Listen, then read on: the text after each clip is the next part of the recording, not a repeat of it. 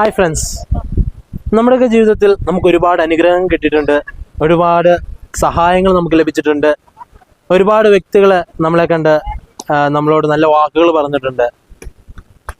പക്ഷേ നാം വിട്ടുപോയ ഒരു കാര്യമുണ്ട്, ഇടയ്ക്കിടയ്ക്ക് നാം മറന്നു പോകുന്ന ഒരു കാര്യമുണ്ട്. അത് മറ്റൊന്നുമല്ല, മറ്റുള്ളവരോട് ഒരു നന്ദി പറയുക.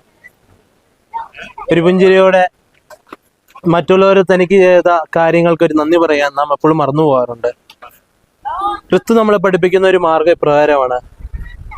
എല്ലാ കൃപകൾക്കും, നീ അനുഭവിച്ച എല്ലാ നന്മകൾക്കും, നീ സ്വീകരിച്ച എല്ലാ അനുഗ്രഹങ്ങൾക്കും നന്ദി പറയാൻ കടപ്പെട്ടവരാണ് നാം. നമ്മുടെയൊക്കെ ജീവിതത്തിൽ നാം എത്രത്തിലും അപകടം ചെന്ന് പെടേണ്ടതാണ്, എത്രത്തിലും അവസരങ്ങൾ തെറ്റായ വഴിയിലൂടെ വീണ് പോകേണ്ടതാണ്. പക്ഷെ ഇതിൽ നിന്നെല്ലാം നമ്മളെ രക്ഷിച്ചത് നമ്മുടെ തമ്പുരാനാണ്. നമ്മൾ ഒരിക്കലെങ്കിലും നമ്മൾ ചിന്തിച്ചിട്ടുണ്ടോ നമ്മുടെ ഈ തമ്പുരാനോട് നമ്മൾ നന്ദി പറഞ്ഞിട്ടുണ്ടോ എന്ന്? എൻ്റെ പ്രിയ സഹോദരങ്ങളെ, ഇല്ലെങ്കിൽ ഇന്ന് തുടങ്ങിക്കോ. ഒരുപാട് അനുഗ്രഹങ്ങളും ഒരുപാട് നന്മകളും ഒരുപാട് പ്രശ്നങ്ങളുടെ മധ്യേ നമുക്ക് നമ്മുടെ ജീവിതത്തിലേക്ക് തന്നിട്ടുണ്ട്. ഇതിനൊക്കെ നാം നന്ദിയുള്ളവരാകുക. നന്ദി പറയാൻ നമുക്ക് ഓരോരുത്തർക്കും സാധിക്കണം.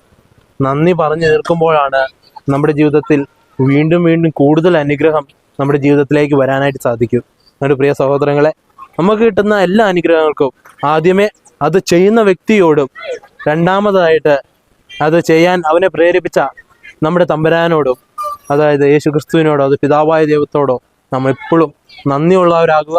നന്ദി പറയാൻ ഒരിക്കലും മറക്കുകയും ചെയ്യരുത്. Thank you.